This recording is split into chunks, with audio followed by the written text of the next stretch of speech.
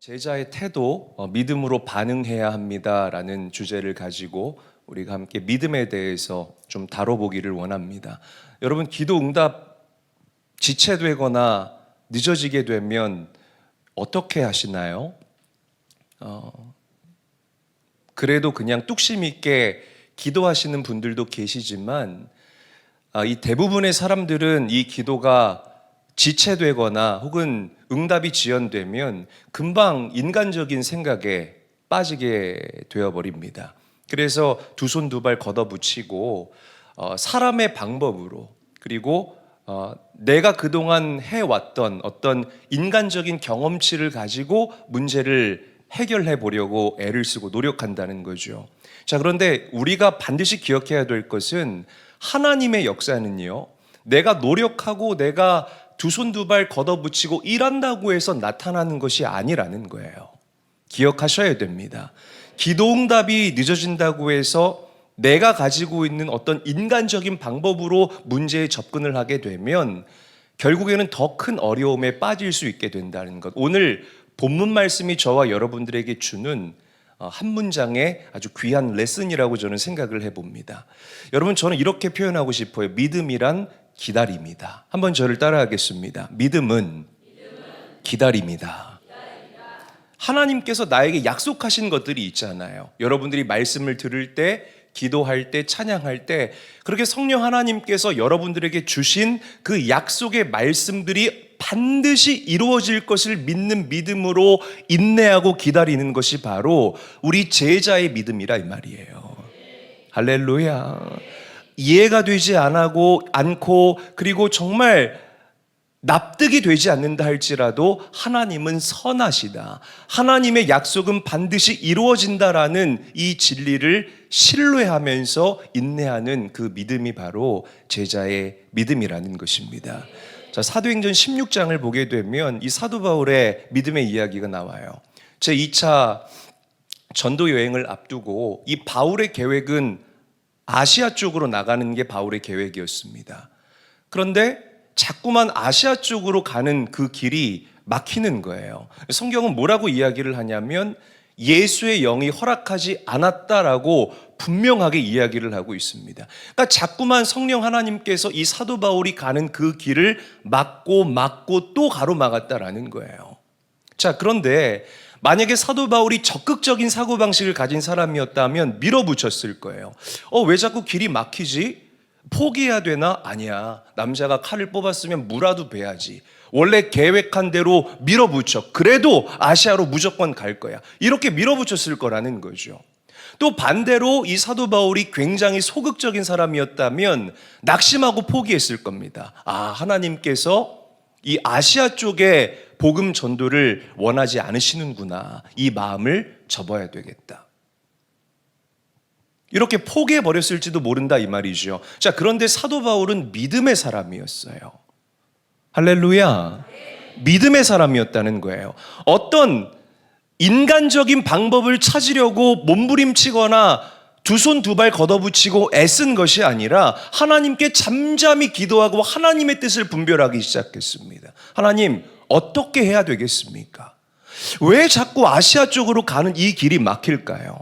과연 나를 향한 이 2차 전도 여행을 향한 아버지 하나님의 뜻과 계획은 과연 무엇입니까?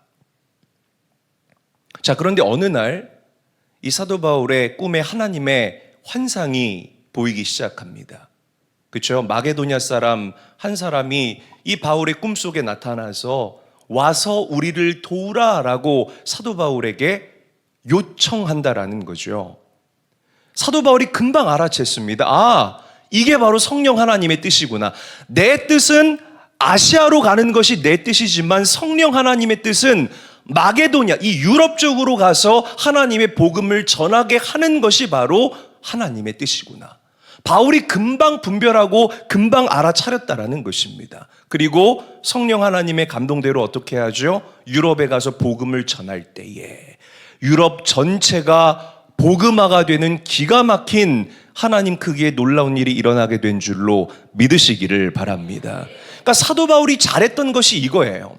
그의 모든 사역들을 종합해보고 이 바울의 신학을 연구하고 묵상해보면 이 사도 바울은 어려움 가운데서 자기의 뜻과 자기의 고집을 관철하려고 하지 않았다라는 것입니다. 항상 하나님께 질문하고 물어봤어요. 할렐루야. 하나님의 뜻을 확인하고 난 다음에 움직였던 사람이 바로 믿음의 사람 사도 바울이었다라는 것입니다. 사랑하는 제일교회 성도 여러분, 이런 바울의 태도와 자세가 바로 진짜 주님의 제자들의 태도와 자세요 믿음이라는 사실을 기억하시기를 바랍니다. 자, 오늘 우리가 본문에서 만나는 이 아브라함은요, 주님의 참된 제자의 믿음이 과연 어떤 것인가를 저와 여러분들에게 잘 보여주고 있다는 거죠. 자, 아브라함이 하나님께 말씀을 받습니다. 아브라함아, 내가 너의 자손을 저 하늘의 별과 같이 땅의 모래알과 같이 왕성하게 하리라. 아멘. 자, 하나님께서 아브라함에게 주셨던 약속은 바로 자녀의 약속, 자손의 축복의 약속이었다 이 말이에요. 자, 그런데 내 현실을 보게 되면 어떻습니까? 이미 내 아내 사라는 태문이 닫혀 있었습니다. 아이를 낳을 수 없는 여인이었다 이 말이에요. 자, 문제는 그래도 아브라함은 하나님을 만나고 하나님의 음성을, 하나님의 약속을 직접 받고 듣기는 했지만 사라는 아니었다는 거예요. 하나님께로부터 직접 음성을 듣지 못했습니다. 사라는 그냥 누구의 이야기만 듣고 아브라함 남편의 이야기만 듣고 지금까지 기다리고 버티고 견뎌온 거예요. 그러니까 참 이 사라의 인내력도 저는 대단하다라는 그런 생각을 해봤습니다. 그런데 어떻게 되죠? 뭔가 조짐이 일어나지를 않아요. 계속해서 시간만 흐르고 뭐 애가 생기기는 뭐가 생겨요. 이미 다 이 태의 문이 끊어지게 됐는데, 그래서 이 사라가요 아브라함보다 굉장히 깊은 영적인 또 믿음의 회의감에 빠져들게 됩니다. 그래서 사라가 생각해낸 게 뭐냐면 인간적인 방법이에요. 뭘 생각했다고요? 뭘 생각했다? 인간적인 방법. 인간적인 방법을 생각한. 그러니까 여러분 보세요. 고민과 갈등이 깊어지게 되고 내 삶 가운데에 하나님의 역사가 일어날 조짐이 안 보이면 사람들은 낙심해요. 절망해요. 제가 이제 로마서 9장에 들어서면서부터 하나님의 주권에 대해서 이야기를 하겠지만 다 나의 경험과 나의 이성과 나의 지성의 베이스로 된 그런 틀에 하나님을 많은 사람들이 끼워 맞추려고 해요. 그리고 거기서 벗어나면 이해가 되지 않는다고 하나님께 아우성하고 하나님을 원망하는 불신앙적인 모습이 부족한 우리 사람의 실상이라는 것입니다. 사라가 그랬어요. 언제까지 기다려야 돼? 내가 지금 20년을 넘게 기다려 또 기다려야 돼? 그래서 사라가 선택한 것이 인간적인 방법. 무슨 방법? 그렇죠. 인간적인 방법. 그 방법이 뭡니까? 사라의 몸종인 하갈을 통해서 자녀를 갖게 하는 것. 그러니까 사라가 이렇게 생각한 거예요. 야, 내가 이제 이미 폐경이 다 오고 태문이 다 닫혔는데 나한테 자식은 무슨 자식? 야, 하갈이를 보니까 저 하갈이는 그래도 좀 젊고 싱그럽다. 야, 저 하갈이 통해가지고 애를 낳게 해야 되겠다. 인간적인 방법 얼마나 합리적이에요. 얼마나 이 make sense가 되냐 이 말입니다. 맞아요, 맞아요. 뭐 아니긴 뭐가 아니에요. 맞죠. 맞잖아요. 얼마나 합리적이고 얼마나 쉽고 얼마나 이해가 되는, 이 마음이 편안해지는 그런 인간적인 방법이냐 이 말이에요. 자, 우리 창세기 16장 2절 말씀 한 목소리로 읽어보겠습니다. 시작.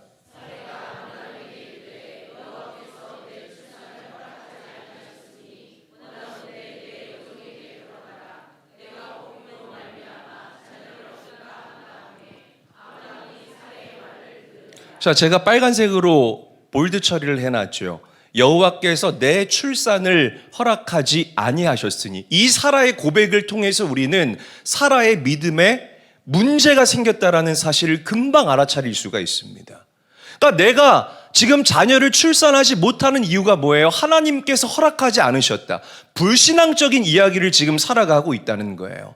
그러니까 하나님의 약속이 이 가정에 분명하고 정확하고 선명하게 선포가 되고 뿌려졌는데 자기 스스로 이루어지지 않았다고 이 사라가 마침표를 찍어버리고 있다는 겁니다. 뭘 찍어요? 마침표. 말씀 잘 듣고 있네요. 마침표를 찍었다고요. 그러니까 보세요. 사라는 낙심하고 절망해서 스스로 이 하나님의 약속에 그리고 하나님이 말씀하신 자신의 인생의 마침표를 찍어버려요. 그런데 하나님은 그렇게 하지 않았어요.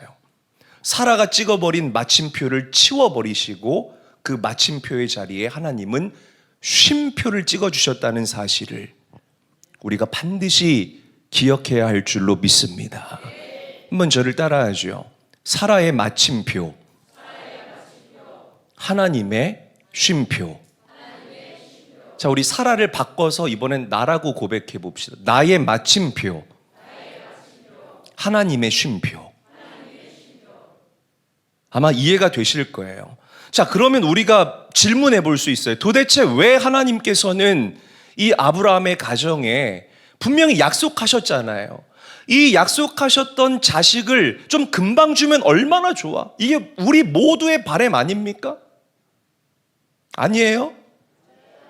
맞잖아요. 장로님 그렇잖아요. 하나님 이쯤 기도했으면 좀 이루어질 때 되지 않았나요? 여러분 저의 기도이기도 하고 우리 모두의 바람이기도 합니다.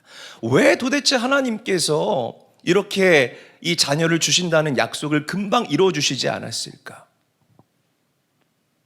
여러분 사실 이 아브라함이 갈대아 우르를 떠날 때 그때 하나님께서 아브라함에게 내가 너에게 아들을 주겠다라고 약속하셨거든요. 그런데 정작 이 아브라함이 이삭을 얻었을 그때 나이가 100세고요. 사라의 나이 90세 때 아브라함이 자식을 얻었어요. 얼마나 오래 기다렸습니까? 왜 도대체 하나님께서는 이렇게 우리에게 오래 기다리게 하시고 왜 그렇게 아브라함에게 오래 기다리게 하셨을까? 두 가지 이유를 우리가 만나볼 수가 있습니다. 살펴볼 수가 있습니다. 자, 첫 번째, 아브라함에게 하나님의 능력에는 불가능이 없다라는 진리를 경험시켜 주시기 위해서 하나님께서 아브라함에게 그렇게 하셨다는 거예요. 아브라함아, 네가 육신의 눈으로 볼 때에 너의 아내의 태문이 닫히고 모든 소망들이 다 끊어졌다 할지라도 너가 믿는 나 여호와 하나님은 세상을 지은 전지하고 전능하신 하나님이다. 할렐루야. 나의 약속은 반드시 이루어질 것이다. 불가능을 가능케 하는 하나님 크게 놀라운 일을 아브라함으로 하여금 경험시키기 위해서 하나님이 그렇게 하신 줄로 믿으시기를 바랍니다. 자, 두 번째 이유는 구속사적인 관점이에요. 한번 저를 따라하겠습니다. 구속사적 관점. 크게 따라해 보세요. 모두 다 입을 열어서 따라해 보세요. 구속사적 관점. 그래요. 그러니까 여러분 사실 사라가 아이를 낳는 것은 불가능한 상황 가운데에서 자녀를 출산하는 하나님 크게 놀라운 기적이라는 겁니다. 그러니까 하나님께서는 이걸 통해서 예언하시는 거예요. 앞으로 인류를 구원하실 예수 그리스도가 이 땅에 오실 텐데 그분의 태어남과 탄생 역시 불가능한 상황 가운데에서 일어나는 하나님 크기의 놀라운 일이다. 모두가 안 된다고 마침표를 찍었을 그때에 나는 그 마침표를 치워버리고 그 자료에 쉼표를 찍으면서 그곳에 나의 아들인 예수 그리스도를 보낼 것이다. 마리아는 성령으로 잉태될 것이다. 모두가 말도 안 된다라고 생각하지만 불가능을 가능케 하는 이 놀라운 일, 너의 가정을 통해서 너의 가정에 일어나는 그 아들을 통해서 내가 많은 믿음의 후대들에게 예표할 것이다. 이게 바로 아브라함의 기도 응답을 지체시킨 아버지 하나님의 깊으신 뜻, 놀라운 뜻이라는 거예요. 그러니까 여러분 항상 똑같아요. 지금 당장만을 우리가 눈앞에 두고 보면 왜 지체시키는지 이해를 할 수가 없다 이 말입니다. 그러나 지나고 보면 모든 것이 하나님의 뜻이었고 하나님의 계획하심이었고 하나님의 은혜였음을 우리가 부정할 수 없을 거라 이 말이에요. 여러분 예수님이 이 땅에 오신 것은 불가능한 상황 가운데에서 역사하신 하나님 크기의 놀라운 일임을 믿으시기를 바랍니다. 사람들은 다 불가능이라고 마침표를 찍은 거예요. 내 인생은 이제 끝이야. 우리가 로마의 압제에서 도저히 벗어날 수가 없어. 다 마침표를 찍어버렸다 이 말입니다. 그런데 하나님께서는 그 마침표를 다 치워버리신 거예요. 아멘. 그 자리에 쉼표를 찍었다 이 말이에요. 그리고 예수 그리스도를 이 땅에 보내주신 거예요. 여러분 예수님이야말로 우리가 믿는 예수님이야말로 하나님의 쉼표라는 사실을 믿으시기를 바랍니다. 여러분은 마침표를 찍지만 여러분들 인생에 예수님이 개입하기 시작하면 그 마침표가 변하여 쉼표가 되어지는 놀라운 역사가 일어나게 될 줄로 믿으시기를 바랍니다. 나는 마침표라고 점을 찍지만 예수님이 들어오시면 계속 현재 진행형으로 언제까지 그 기도가 응답될 때까지 진행된다라는 그 놀라운 일들을 우리가 절대로 잊어서는 안 된다는 거예요. 할렐루야. 너무 놀라운 하나님의 역사 아닙니까 여러분? 여러분 사실 우리 인간의 운명이 마침표와 같은 운명이지요. 부정할 수 없다는 거예요. 죄로 인해서 심판받을 수밖에 없는 끝난 운명. 죄 때문에 결국에 우리의 마지막 행선지는 지옥에 갈 수밖에 없었던 너무나 슬픈 운명이 바로 우리의 운명, 마침표와 같은 우리의 운명이었다 이 말이에요. 인간적인 입장에서 보면 마침표가 맞아요. 왜? 우리가 우리 스스로를 구원할 수 없기 때문이라는 것입니다. 할렐루야. 그런데 하나님께서 이 땅에 당신의 쉼표가 되시는 예수 그리스도를 보내주셔서 여러분들의 삶을 변화시켜 주시고 사망에서 생명으로 어둠에서 빛으로 옮겨주셨음을 믿으시기를 바랍니다.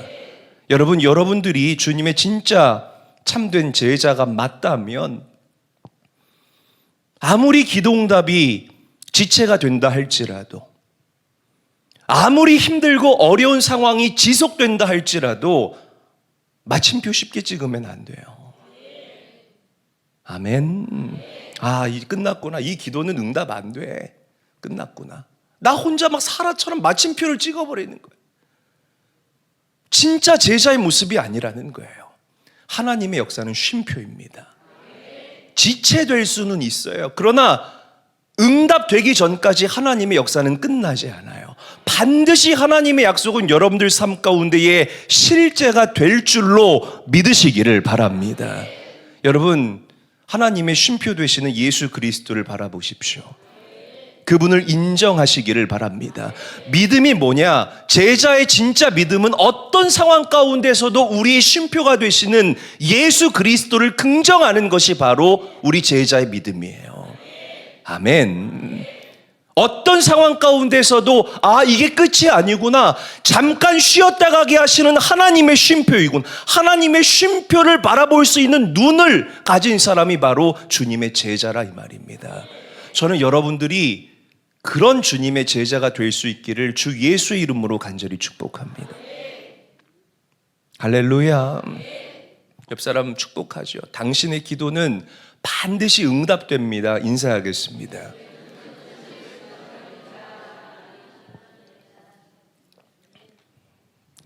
더워서 제가 흥분했네요. 자, 우리가 삶의 문제를 볼 때 두 가지 방법이 있어요. 첫 번째는 문제를 먼저 보고 그 다음에 하나님을 보는 거예요. 한번 저를 따라합니다. 문제를 먼저 보고 하나님을 보는 것. 99.9%의 사람들이 이렇게 신앙생활을 해요. 문제를 먼저 봐요. 그러니까 내 마음이 낙심되고 내 마음이 주저앉을 수밖에 없죠. 역시 나는 안 되나 봐. 막 스스로 마침표를 사라처럼 막 나는 끝났어. 이게 그렇지. 이게 내 인생이지. 그러다가 이제는 대안이 없으니까 그 다음에 뭘 봐요? 문제를 계속 보다가 하나님을 봐요. 그럼 이미 내 마음이 완전히 무너져 있는 상태에서 말이 좋게 나올 리가 있어요? 없어요? 없죠. 그러니까 하나님께 한탄만 하는 거예요. 하나님 살아는 계십니까?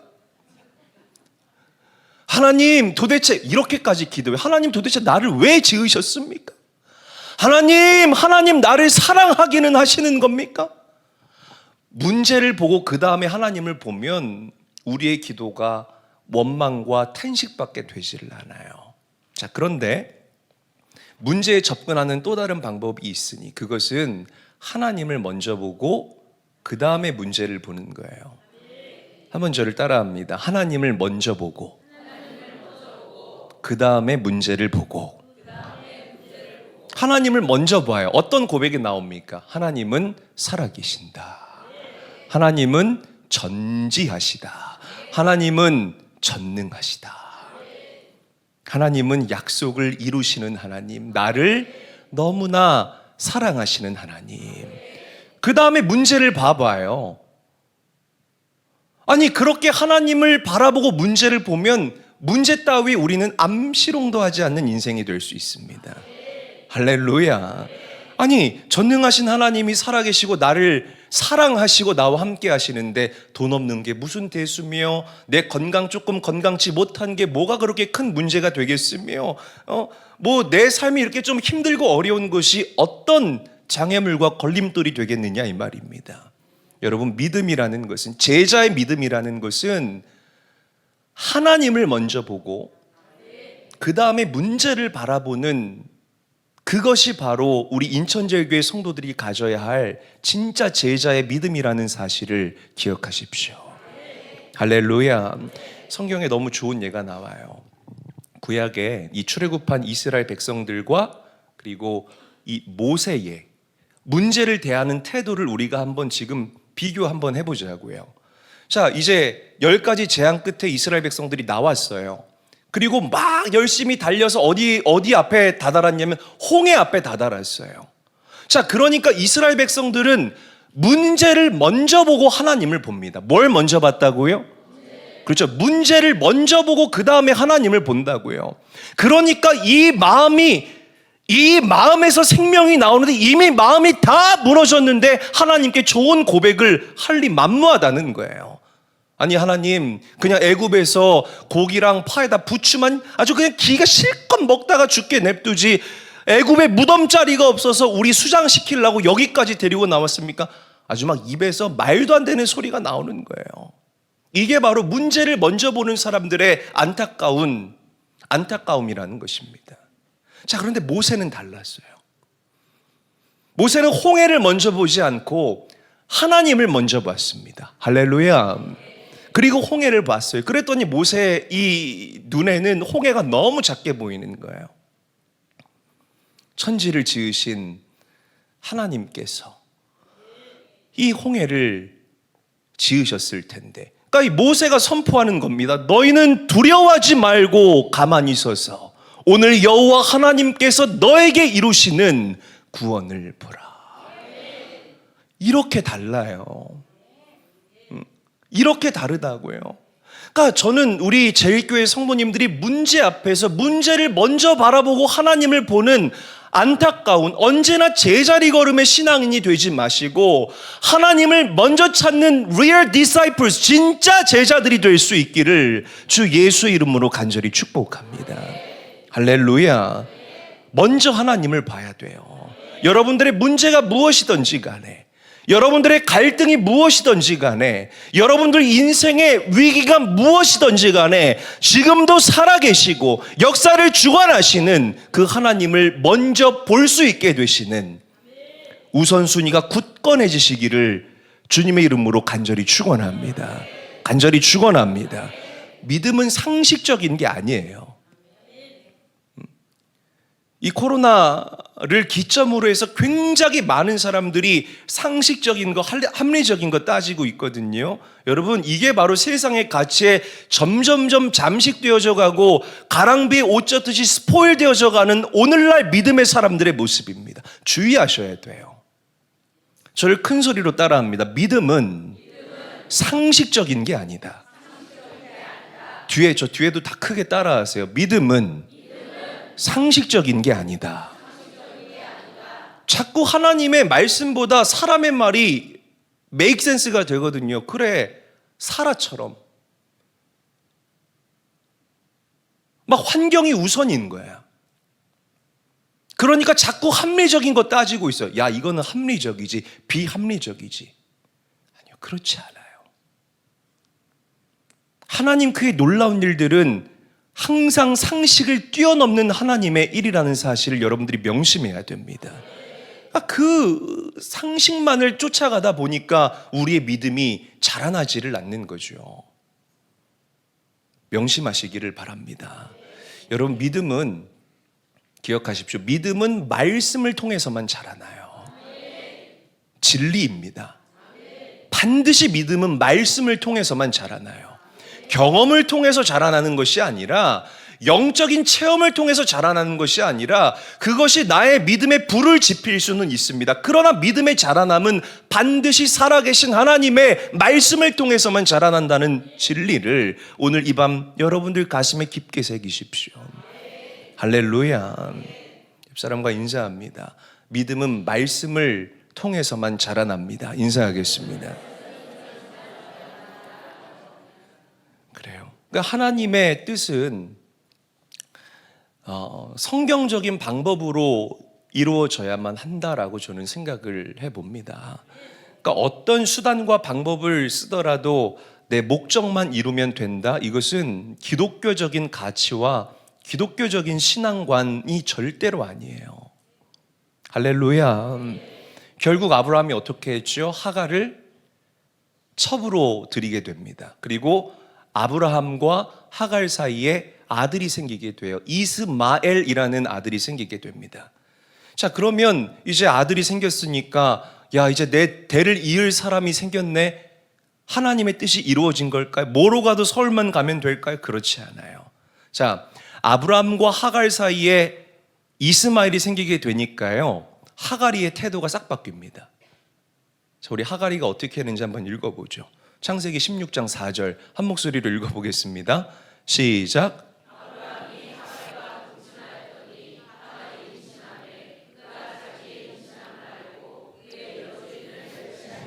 그의 여주인을 어떻게 하니라? 멸시하니라. 멸시했다는 거예요. 그러니까 여러분 보세요. 인간적인 방법, 상식적인 방법은 처음에는 굉장히 내 마음이 편해요. 그럴듯해 보이니까. 그런데 가면 갈수록 불편해지는 게 인간적인 방법이에요. 아멘. 동의가 되십니까? 그런데 하나님의 방법은 처음에는 굉장히 어려워요. 왜? 순종해야 되거든. 내 이성을 꺾고 순종해야 되기 때문에 처음에는 굉장히 어려워. 막 기분도 상해요. 그런데 시간이 지날수록 나의 마음 가운데 평안함과 샬롬을 주는 게 바로 하나님의 방법이라 이 말이에요. 아멘. 여러분, 저는 여러분들이 이 진리를 살아내고 경험하는 믿음의 사람들이 될 수 있기를 주님의 이름으로 간절히 축원합니다. 사라가 얼마나 분통이 터졌을까요? 하갈, 너가 나를 무시해? 몸종 주제에 어떻게 네가 나를 무시해? 장희빈이 중전한테 대드니까 중전이 막 화를 내잖아요. 똑같은 거예요. 어떻게 천하디천한 하갈, 너가 나를 무시할 수가 있어? 막 속이 뒤집어지는 거야. 자, 하갈이 이렇게 분풀이를 합니다. 되게 재밌어요. 읽어봅시다. 누구한테 분풀이 하는지. 옛날이나 지금이나 똑같아. 한번 읽어볼게요. 창세기 16장 5절 시작. 누구에게 이르되? 그러니까 누구 잡는 거예요? 남편 잡는 거예요. 계속 읽어볼게요. 시작.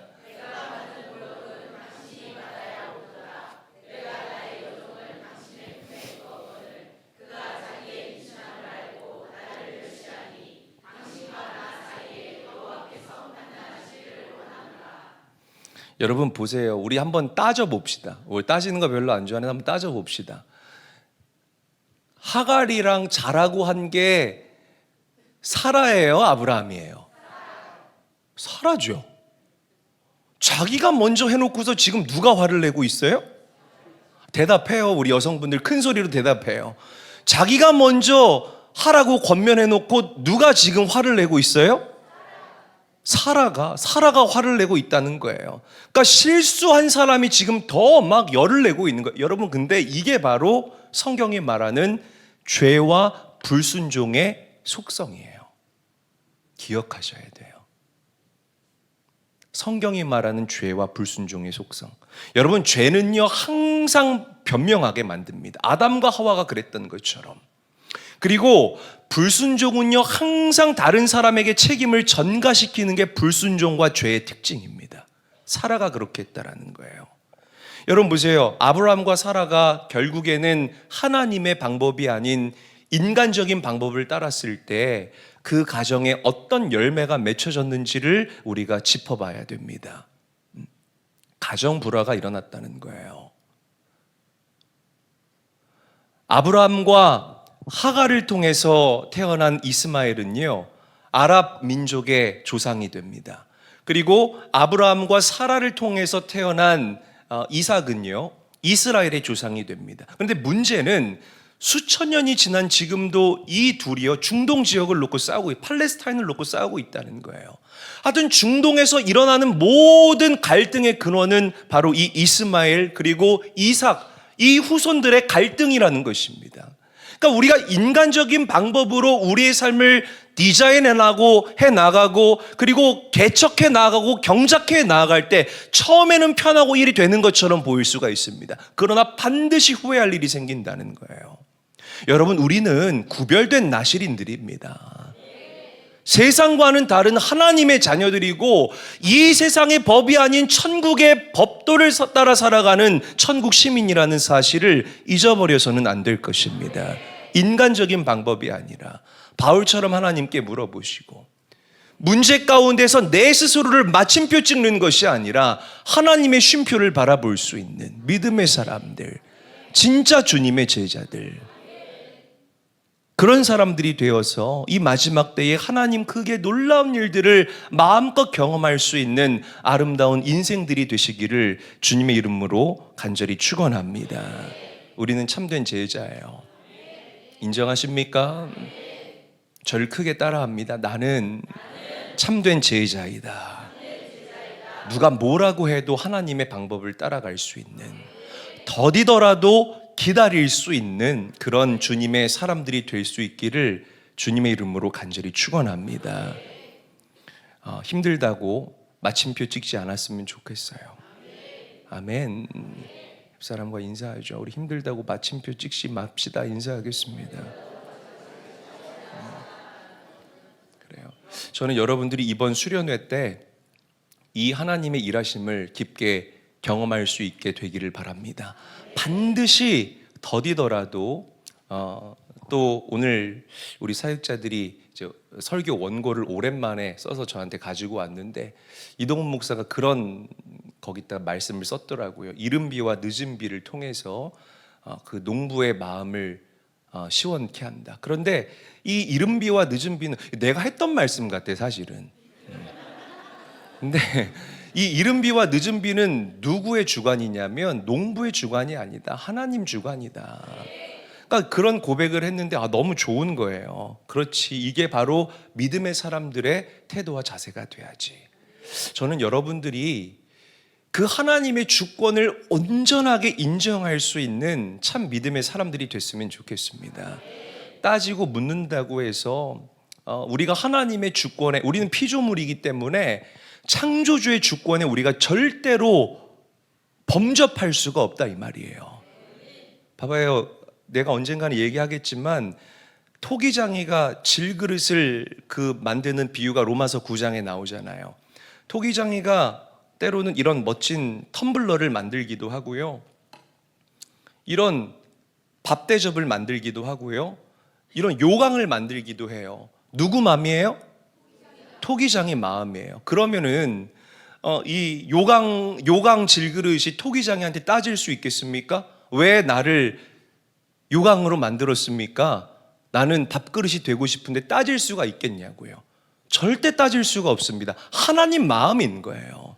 그러니까 여러분, 우리는 피조물이라는 것입니다. 이 사실을 받아들이시고 창조주의 때까지 기다릴 줄 아는 그 인내가 여러분들의 영성이 될 수 있기를 주님의 이름으로 간절히 축원합니다. 성경에서도 얘기하잖아요. 기름을 준비한 자. 그 주님의 때가, 그 주님이 오늘 오실지 100년 후에 오실지 그건 주님 마음이에요.